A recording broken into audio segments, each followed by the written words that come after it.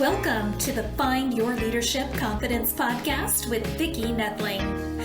You are about to discover impactful lessons that help you grow as an individual, grow your confidence, and find the positive and good within you, so you powerfully and authentically become the best version of yourself. Be sure you visit our website at www.findyourleadershipconfidence.com. While you're there, subscribe to us via your favorite network. Now tune in, get ready, and enjoy the journey of emerging as a leader of exception in the 21st century. Welcome everyone to the Find Your Leadership Confidence podcast. This is Vicki Nedling coming to you from Roswell, Georgia. The goal of this podcast is to bring topics and guests that will empower you or your business grow to the next level. Today, I'm very excited to have Mark Garrett Hayes as my guest. Let me tell you a little bit about Mark. Mark has 28.8 million closed opportunities through his deal coaching. He has done 600 plus face-to-face remote sales coaching, and he is the author of Sales Coaching Essentials. Mark Dixon, the author of Challenger Sales, says that this is a must-read for any sales leader. And today we are going to talk about 3 signs that someone needs sales coaching. Please join me in welcoming Mark Garrett Hayes. Hey, Mark. Hi, Vicki. Thanks for having me on the show. That's so good to have you. Sales is always a scary thing for entrepreneurs. And so this is, I think, a very timely thing, especially in the summer where sometimes we tend to slack off on our aggressiveness in our sales. And so hopefully you'll be able to share some tips with the audience for that. Sure. So I always start out with a simple question. We can hear from your voice the answer, but go ahead. Where do you live? I'm from Ireland, but I live in Barcelona in Spain. That is on my bucket list to go to Barcelona. Yeah, it's lovely here. And also it's quite international. There is a huge number of Canadians, Americans here, Australians, Dutch, Germans. And recently there was an announcement in Spain that the Spanish government would be running out a digital nomad visa, which is very attractive to people who want to come for a short while to Spain, either with their families or on their own. So there's a huge number of people who are around my area right now with accents, definitely not from Spain. And that's a good thing, you know. So the only flip side is, of course, the rents have gone up significantly. Yeah. And inevitably, when you go to a workshop or a cafe even, you're going to find people from out of town. Yeah. But that makes Barcelona very attractive. It's always been a very international city, very welcoming to people from outside of the country. And it's a great place to work. Lots of tech startups here, which, of course, is great for me. Yeah, for sure. And great food. So yes, that too. And great weather. And it's Friday. And it's Friday. At least it is when we're airing this. Who knows what it will be when you're watching. So what is the difference between training and coaching? Yeah, great question. Let me start with explaining what I think is needed by people. So let's just say, to keep things simple, that people don't know something. They're new to a company. They have not yet experienced, used, or sold your product. They haven't perhaps been through some kind of training which gives them compliance information, onboarding information, etc. When people don't know things, don't know how to do things, they need training. So training is effectively information. It's the skills and knowledge that someone needs to do a job, perform a role, etc. Coaching is what you use almost post-training, not always, but usually post-training, to help people to apply it, get results from it, and to embed it in their mind. Why? Well, because if I, let's say, invest, $10,000, $20,000 in training people, and they don't use that, then there goes the investment. So coaching is a nice way to ensure that people are held accountable for generating ROI from you in them. And it's also a great way to align people's why with their what. When you think of it, what makes people do a job is not just their ability to do the job, but the willingness to do the job. And coaching is very important psychologically to help people to uncover what their why is and to align their reasons to do it with your need for them to do it. You know, as you were talking about that, I was thinking learning a new language. And we were earlier talking about where you live and such, and diverse. Learning a new language, especially as we're older, can be very challenging. And you only hear about training. And I'm thinking, yeah, that's what we need to have, that coaching to keep you accountable, to keep you understanding why it is that you need to know that other language. Right, because the training for the language is there. I mean, it consists of, verbs and cases and vocabulary, but what gets people to make the habit and get results from it, that I think is coaching. So if I gave you a pile of books and said, there's every single thing you'll ever need to know about Spanish or French or something, that's just the training. But helping you to use it in a way that works for you, customized to you, and something which motivates you to keep on learning, even when you don't feel like learning, that's what coaching does. Absolutely. And so what does world-class sales coaching look like for the audience? It looks like the kind of thing that generates outcomes for your business. When you can say that coaching is helping people to prospect more and better, to have better conversations with the right people at the right time in the sales process.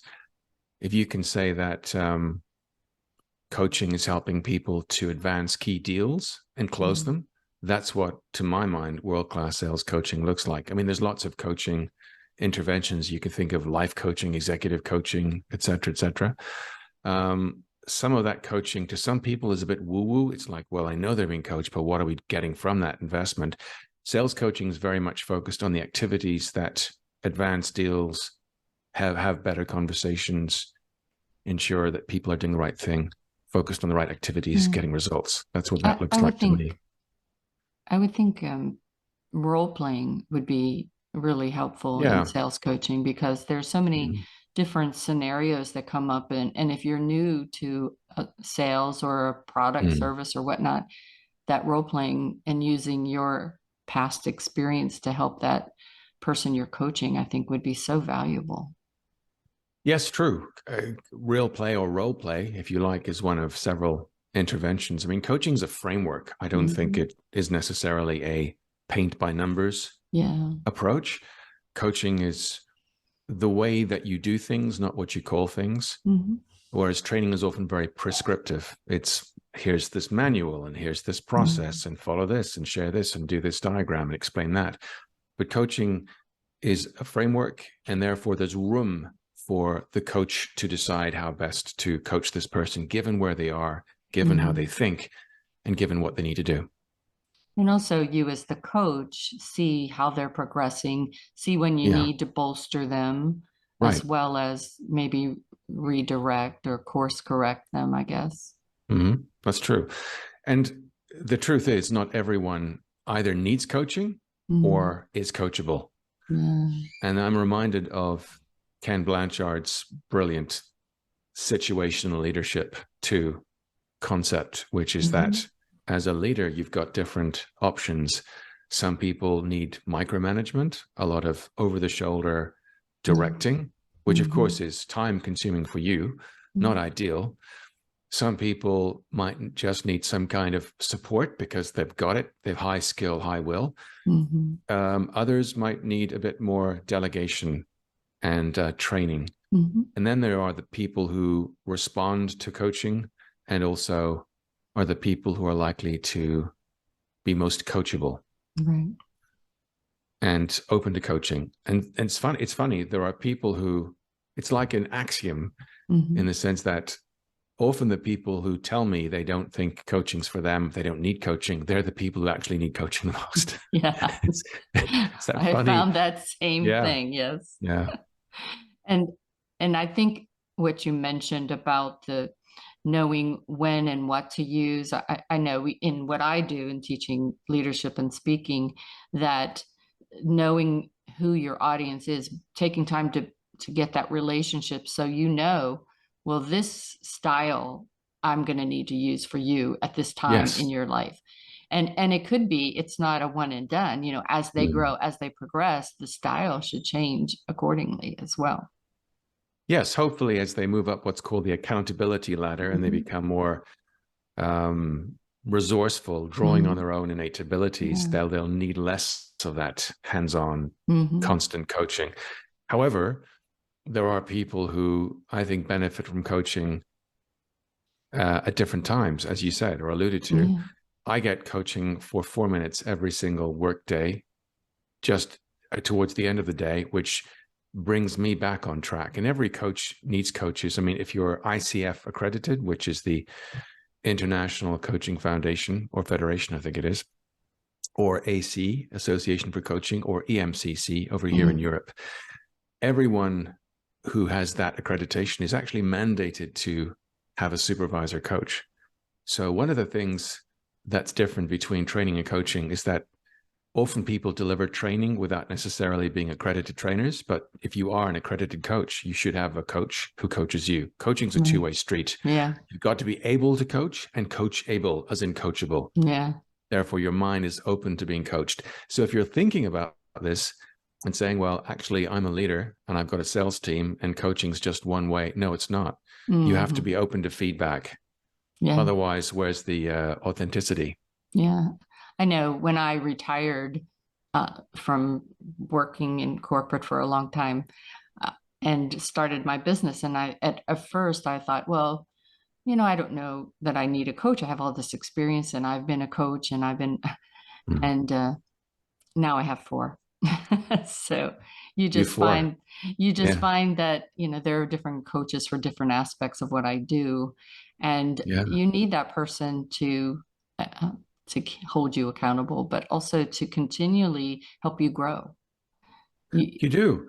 And we never stop growing. Yeah. We never stop growing. You think of, say, someone like Tiger Woods, you'd think that someone at the top of their game literally knows it all. No, they don't. In fact, they know enough to know they don't know everything. Yeah. We all have blind spots. We all have things we've forgotten we know or don't realize we don't know. And that's where the dangers are.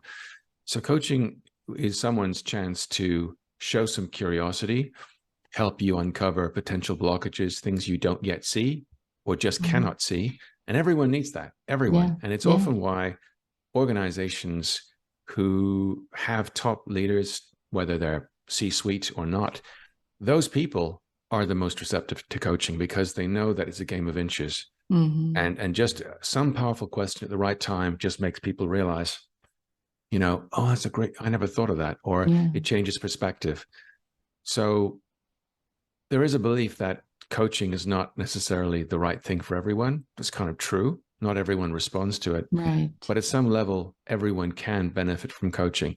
And I cannot say who that is for you. If you're listening or watching this, you have to figure out. And one thing that's helped me is Ken Blanchard's idea of having that window with the 4 boxes and decide where are the people who are likely to benefit from coaching. And it's not always the A players, and it's definitely not the D players. It's usually the B players and some C players. So there are people who will, generate or benefit from some kind of support, top up, if you will, some quick developmental or supportive coaching. But there are people who maybe are a cohort who will be your B players who will benefit from coaching. Absolutely. Quite a lot more than A or C or D players. Which is not to say that we have to put people in boxes and tell them we're doing that. That's not really clever. But as a leader, just say, where is my time going to pay dividends? Yeah, that's right. Because if I coach everyone the same way or everyone with the same effort, it's not going to succeed. And if we're all juggling priorities, we've got to basically say, where is my time most effective? And in the book, The Challenger Sale, written by Brent Adamson and Matt Dixon, Matt, by the way, was kind enough to write a review for my book, one of the top selling books of all time, The Challenger Sale, or the top selling sales books.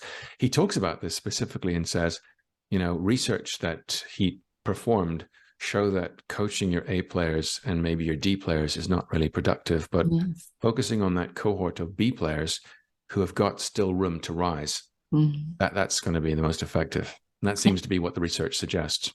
If you think about it, we, especially in these times now where companies are downsizing and laying off people, and so the workforce that you have is not as skilled or knowledgeable as maybe that breadth of people that you had previously. You need to think about the coaching in a succession. And if you are working with those B and C players, the C can move up to the B could move up to the A. Right. And all of a sudden you don't have as much of a transition period for you to become thriving again. Yes, that's true. If you think of the consequence of people moving up, moving out, or moving on, all of a sudden you have a gap. Yeah. So we have to use coaching as a way to invest in people, develop them so they can step into the next step on their evolution, whatever that is for them. Not everyone sticks around. Not everyone stays. Yeah, for sure. Not everyone stays forever. Most people don't these days. Think of the average AE could be 12, 18 months, 19-ish. And so in that time, you've got to shorten that time to productivity, TTP. So how do you do that? Well, you can only train so much. If you can invest coaching strategically in the right people, you're going to accelerate that time to productivity and shorten that delay, which is what often bothers people. I've got someone sitting there. I know I'm training them. I don't see anything from this. So who are the people that, if you bring them in, are coachable and will respond to coaching, and you can accelerate that process? And it's a judgment call. There's no formula. You really have to evaluate some perhaps feelings you have about people, make some observations, try something out and see how they respond to feedback. And I think actually, Vicki, that often if we do a good job, we can tell reasonably quickly at hiring time who is coachable. And that will save you a world of hurt down the line. If people aren't responding to feedback in interview or giving signs that they're coachable, what does that tell you about their interest in being coached or developed by you or held accountable by you down the line? That's exactly where my mind was going, is the hiring piece and asking the right questions when you hire them. I always spent more time asking questions that brought out their behavior and attitude and beliefs rather than their skills. I can teach you Lotus. Look at me, how old I am, Excel or, project or whatnot. But, your behavior, only you can change that and make a difference. And I oftentimes don't have time to work with you to change that. So try to hire the people that have. Why should you? Attitude. Right. Yeah. That's the thing. You're absolutely right, Vicki. You, as I said in the book, you hire for attitude, you train for aptitude, aptitude, but you coach for altitude. Oh, I love that. That is awesome. There you go. But it's true. Attitude is the thing that people bring. It's the thing that people bring. And you can't train that. I mean, you could spend a lot of time trying to get people to connect the dots between their why and their what. But the people you really want to look for are the people who bring that why, that thirst, that desire to succeed. And you can work with that. But if people have a poor attitude, then their aptitude isn't really going to make much of a difference. And you do in that interview want to try to challenge them about, this is the job that I have, but how curious or how innovative are they going to be? How hungry are they for something more? And then when you do get those hungry people, then it's you having to, set expectations and manage them to know that, there are some things that you can't do right away because you need to get that experience and exposure, I guess. You do. And there will be people who, when you try out coaching with them, and it doesn't mean that you say, at 9 o'clock on Monday morning, I'm going to coach you. Coaching isn't what we call things. It's how we do things. It's about using coaching as part of your leadership DNA. It's taking a coaching approach to a pipeline review, a deal review, performance review, QBR, forecast call, all the time be asking great questions, helping people to think and to come up with their own answers. When people come up with their own answers, they typically are more likely to believe them and also likely to follow through. Whereas if I impose and tell you what to do, and there are people who need that, unfortunately, but if I do that with everyone, some of you will push back and go, no thanks, I'll do it my way. So we can use coaching to align people's why with what they have to do and get them to find reasons within themselves which motivate them, drive them, and then remind them of the benefit of doing something this way or that way. And you really do. You really need to share that benefit, and they understand the vision of it. Yeah, and everyone has their own why. And you mentioned this earlier on, the fact that you have to adjust your coaching for different people. There is no one way to coach someone. We can use coaching as a framework, but it's figuring out what goes on in here, this black box, as it's been called. What's in that person's mind? I don't know. What's in their heart? I don't know. But I can use coaching to find out what motivates them, what drives them, and then use that in my coaching with them at a psychological level. Perfect. Well, time has flown, and it's time for me to share my screen so that you guys, you all that are listening, can get the information of how to get in touch with Mark. So the website is www.salescoachr.com. That's SALE. Coacher without the E, basically. Coacher without the E. Thank you. .com. He's on LinkedIn using his name, Mark Garrett Hayes. And I'll let Mark tell you a little bit about what you can get when you go to that website. Yeah, so the website covers the kinds of things that my small team and I do for organizations. I work a lot with software teams. And if people are interested and they want to mail me, Mark at salescoacher, COACHR, salescoacher.com, I'm happy to send a free chapter of the book, which is called Sales Coaching Essentials. And we go. That's my shameless plug.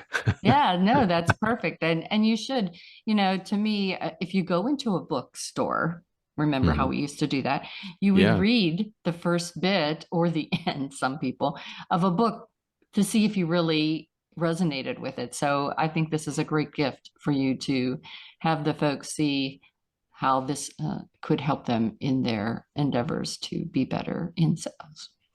Well, Mark, it's been really great talking with you. You are so informative and engaging with what you know. I mean, you can tell you know your stuff. And I look forward to reading your book to be able to learn more about how I can be better in my sales for sure. So as always, I like to remind people that life is a journey, and it's up to you to enjoy the ride. This is Vicki Nettling, signing off. Thank you for tuning into the Find Your Leadership Confidence podcast with Vicki Nettling, where we share impactful lessons that help you grow as an individual, grow your confidence, and find the positive and good within you so you powerfully and authentically become the best version of yourself. Remember to visit our website at www.findyourleadershipconfidence.com and enjoy even more great episodes like this one. Again, while you're here, subscribe to us via your favorite network. We look forward to seeing you next time on the Find Your Leadership Confidence podcast.